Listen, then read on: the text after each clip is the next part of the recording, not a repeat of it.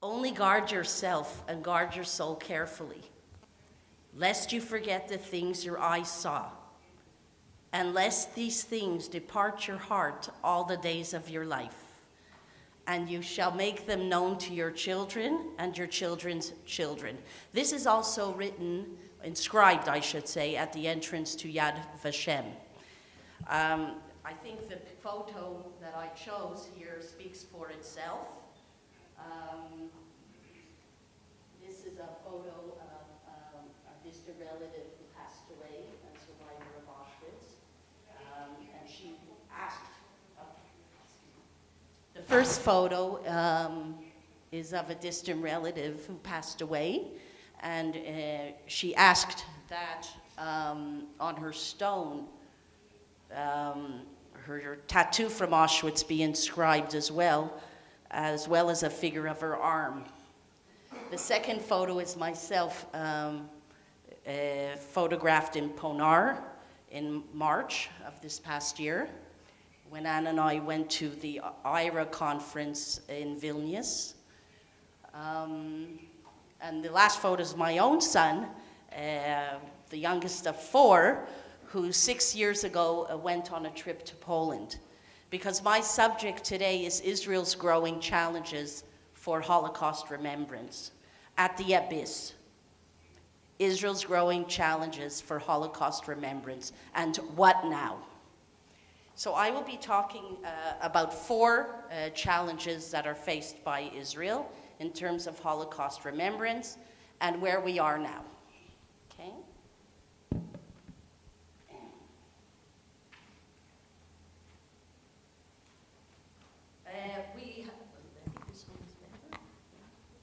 Okay.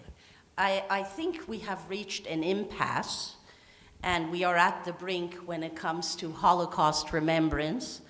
And as defined by the Thesaurus Dictionary, an abyss can be described as an inferno, a chasm, a huge gap, a cavity. We have reached a certain point in Israel when it comes to Holocaust remembrance, and not just in Israel, as we have heard from all the topics during this event, discussing what we can do to promote Holocaust awareness, what we can do to increase education and knowledge, especially among the youth. We have reached a point, and basically we are standing at the brink, waiting to find out where we go from here. How can we reach to the other side of this gap? How can we narrow the present from where we have reached to the future where we have not yet reached? So when it comes to Holocaust memory and what to do with it, Israel faces its own special challenges. It's amidst the changing world, including the spread of ISIS, as was discussed, and radicalization of Islam, Israel's overwhelmingly security considerations, the place of of Holocaust memory is kind of in the backdrop in the society. It has taken a little bit of a shift in the backdrop. It's always there, but it has taken a shift due to particular security challenges and overwhelmingly massive considerations for the existence of the Jewish state. I will be talking about four challenges, and I will show you what the first challenge for Israel is. Just a moment, please.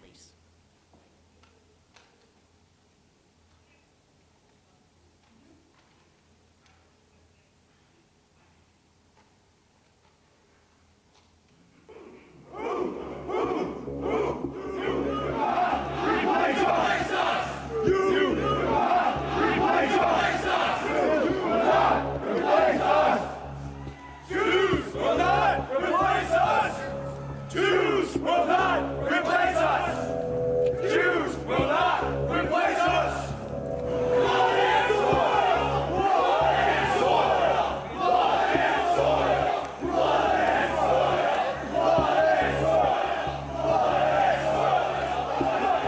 streets? Our streets. Whose streets? Our streets. Whose streets? Our streets. Whose streets? Our streets. Whose streets? Our streets. Whose streets? Our streets.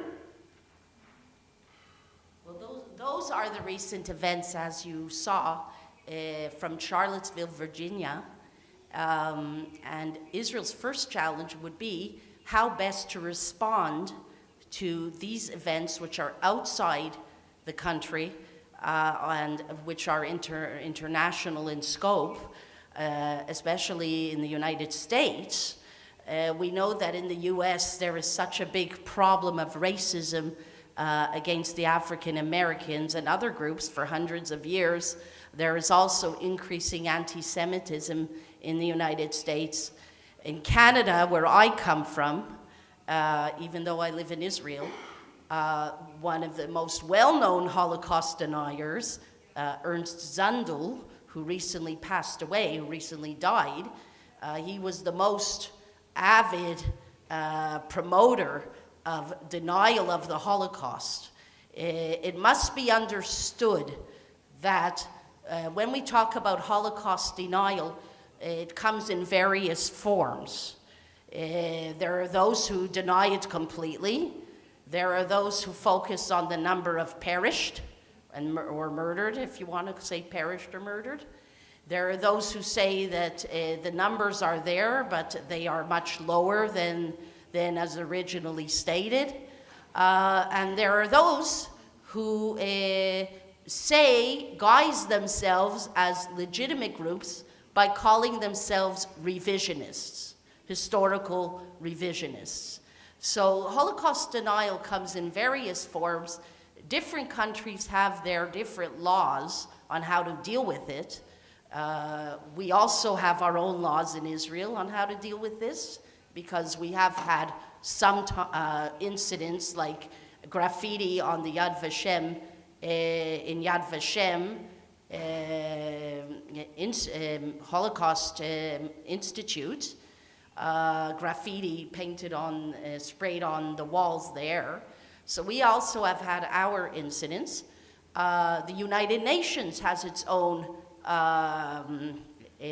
clauses and articles to deal with Holocaust denial, even though in the United Nations it's kind of a paradox, because they have their articles which don't permit denial of the Holocaust, and yet allow and permit leaders, like as was then the leader of Iran, Ahmadinejad, to spew his denial and anti-Semitic rhetoric in a public forum. So again, various institutes and countries have their own laws dealing with this type of thing. So what happens? It took Donald Trump at the beginning, what was all the hullabaloo at the beginning was that Donald Trump responded at the beginning to putting on a parallel or making a similarity between the neo-Nazis and Ku Klux Klan in the United States and the ones who came out and protested against the neo-Nazis and the Ku Klux Klan. We were talking before in one of the sessions about limits of free speech in a democracy. And we were discussing whether there are limits to free speech and what should or should not be permitted. It is in my view, of course, that we have to put a limit on these types of hate groups, neo-Nazis and the Ku Klux Klan, even though it's a democracy and even though there is free speech, these types of demonstrations should not be permitted. Allow me to just say that where neo-Nazis marched in Skokie, Illinois, in the United States, the responders of Holocaust survivors there was to erect a museum in that very location where the neo-Nazis wanted to hold a march. So their response was to erect a Holocaust museum called the Skokie, Illinois Holocaust Memorial Museum, which is in existence there in the state of Illinois. So that was the survivors' response. Okay, so Israel, after that, after this incident, Israel responded. There were parliament members, Knesset members, such as Yesh Atid, Yair Lapid, or Israel Beitenu, Naftali Bennett, education minister, who did speak out right away against such horrific, such an horrific event. Prime Minister Netanyahu delayed his reaction, perhaps wanting to see what President Trump would have to say. That is kind of the dilemma he may have felt he was in. On one hand, to maintain good relations with the President of the United States and not criticize him, and on the other hand, what should I do? Because I represent the state of Israel, the Jewish people in the diaspora, as well as the Jewish people in my country. So again, he did respond after Donald Trump corrected himself 3 days later and did say that racism or anti-Semitism should not be permitted in any form. So that was after that. Now, let me just continue. No, not yet. Small question. Yes, please. Because of this confederation problem. Pardon? Because of this confederation problem. I'm sorry, it's impossible to speak to that microphone. Yeah, I can't hear. Is it related to this conflict with Confederates and north of United States or not? No. It was before This has always, the Ku Klux Klan and the neo-Nazis, it has nothing to do with the Civil War and the Confederacy and all that. The Ku Klux Klan, they have been in existence. They are anti-black, anti-African American. They are also anti-Semitic. Yeah, I know, but when it was exactly this? Oh, this is a recent event. Yeah, I see, but when? It was a couple of weeks ago. Yeah, this is a very recent event that happened in Charlottesville, Virginia. So that is Israel's first challenge. I will be about another 10 minutes. Just a moment, okay? Yeah, 10 more minutes. Yeah, I know everyone's hungry. Yeah, let me go on to the second. Well, I'll try and finish quickly. The second challenge is survivors. Holocaust survivors, there are approximately 750,000 survivors worldwide. 40 survivors in Israel die every day. The era of the survivors, the eyewitnesses to the event, is coming to an end. Therefore, we have to rethink what we are going to do about that. How are we going to make this event relevant to our youth in Israel after the survivors are gone? In Israel, we don't have a set educational curriculum for teaching the Holocaust. We hold a National Holocaust Memorial Day, usually in the month of April. And it's, the Holocaust is taught very, very quickly in grade 11.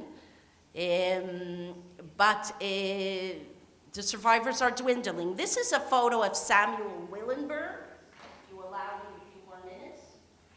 Samuel was the only living survivor. Samuel Willenberg led the revolt. Many people don't know that there was a revolt. That there was a revolt, not just in Sobibor, but in Treblinka. Samuel Willenberg, who lived in Tel Aviv, was the leader of that revolt. He passed away in February of 2016. We lost 3 major Holocaust survivors in 2016, 2015, and recently. Let me just show you the next one. Samuel became a writer, and this is his book, which both Anne and I went to meet him in Tel Aviv, he and his wife Ada, and he gave us a copy of his book, and he wrote in it to us a dedication, and we took our two sons, of course, to meet him as well. We were very fortunate. So Samuel is a survivor we have lost. The next survivor, Thomas Blatt, Toivi Blatt from Sobibor, who led the Sobibor revolt, passed away in 2016. He was instrumental also in the making of the film Escape from Sobibor. And there is one in Ukraine still alive. Okay. That's good, interesting to know. I'll talk to you about it after. And of course, Professor Elie Wiesel. I had the good fortune of speaking to Professor Elie Wiesel on the telephone. We had a phone discussion, and he, of course, passed away not too long ago.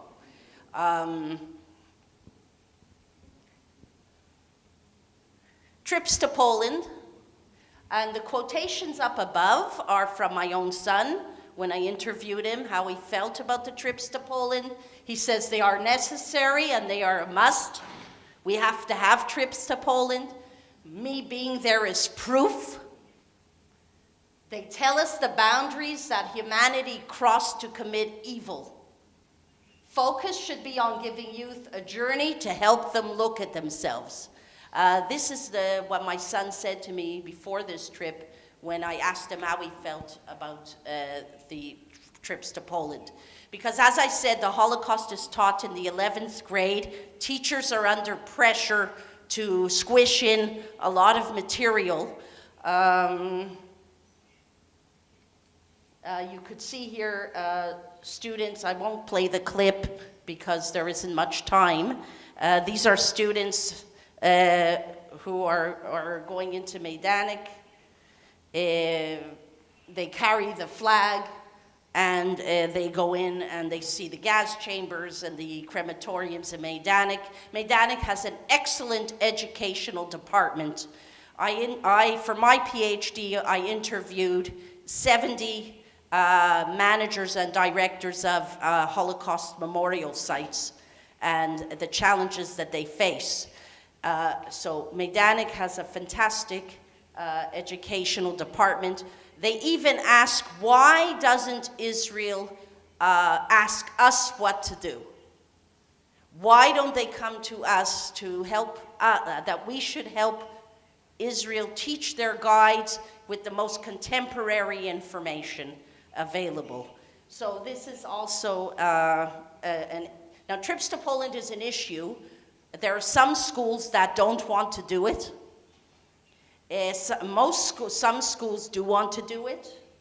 There are parents who don't want, there are parents who do want. Not all kids get to go. It's not subsidized by the government, so often the more able kids end up going, although my kids went and I'm not that financially able to do it. I just felt it was necessary.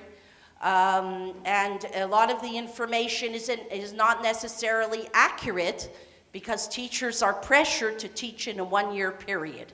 In 2014, this became an issue.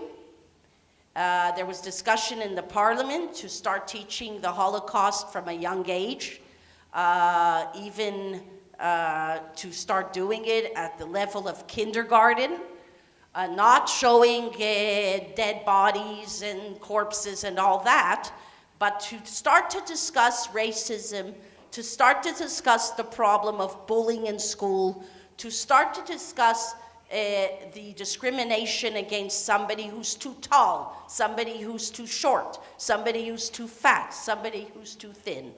But this fell through. There was a program organized, it fell through. So again, we are facing our own challenges. As far as facts are concerned, many kids don't know everything. and everything is squished in the 11th grade. It's a good tool for addressing social issues. However, it depends on how we are taught. Education needs to change and to get kids to think. They need to be able to think and absorb. Kids are very resilient. My own opinion, we need to start teaching this horrific mass extermination and genocide from a young age and do it as a process, work our way up, culminating in the trips to Poland. Not to put the trips 1 year later after the 11th grade. It should be done in a gradual manner. As far as the killing fields are concerned, in Ukraine, in the Baltic states, and in Serbia, most people, in Israel as well, are unaware of a lot of these facts of the killing sites that exist. There is very little, not as much information about them. People think if they go to Auschwitz, they know all about the Shoah or the Holocaust. Again, not enough facts, a gap. My opinion is that our children are very resilient and they would be able to learn it at a younger age. This is my opinion about this. What now? Where do we go from here? And these are just some photos. This is Anne and myself when we went to Ukraine back last October. This is in Yanovska memorial site. These are tracks from Ravaruska mass grave, which is on this side, and then you go across the tracks and you have another forest called Borova. And these are the tracks in the middle between the two grave sites. And this is my son in Poland. I would just like to say that I am extremely grateful. I would just like to say that I am extremely grateful for being here, also on a personal level, because I have been to 35 Holocaust memorial sites. I don't call camps either, let's say Majdanek camp. I call them sites, including forests, several mass graves in several forests. For my PhD, I traveled with Dr. Hansen to 13 Holocaust sites. She accompanied me on all my travels. We arranged meetings through the eyes of the managers and museum directors who work on the sites. It's the first time anybody has done something like that.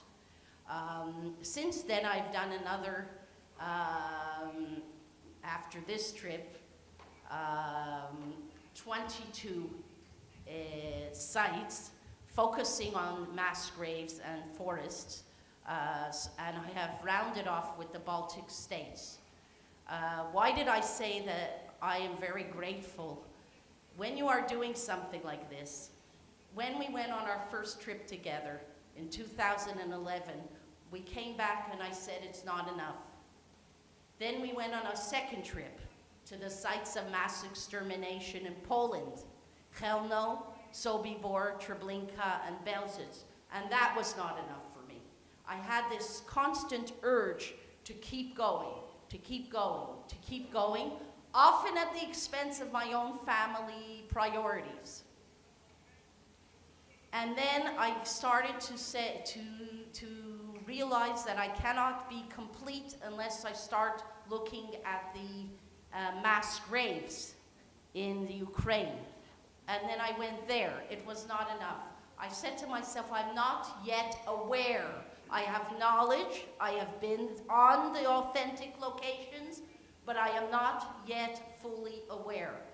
Then we went to the IRA conference in Lithuania, in Vilnius, and we went to Ponar. And I almost felt aware, but something was missing. And then we came here to Latvia, And Anne and I went to 6 Holocaust killing sites in a one-day period. We arrived on September 1st. September 2nd, we flew to Tallinn in Estonia. We went to Kluga. And on September 3rd, we went to 6 sites around the Riga area. We did Rambula, Salaspils, Jurganov, and the Drelini Forest, and we ended up in Birkeniki. Birkeniki actually was the first one after Kaiserwald Monument in the center of town. And we walked in Birkeniki, and I realized that after seeing Birkeniki, am I pronouncing it right? Birkeniki. After seeing this forest and over 55 mass graves in this forest, after walking through and photographing about 25 of the 55, because obviously it's very difficult to go down the different paths and see them all, I came out of there saying, Anne, I'm aware. I've done it. I know. And I would strongly suggest that if you have an hour and a half to spare to grab a taxi and go to Rambula, it's very, very close to here. You grab a cab, go to Rambula, spend an hour and a half, and go back. It will change you, and you will have maybe reached your own personal awareness. Thank you.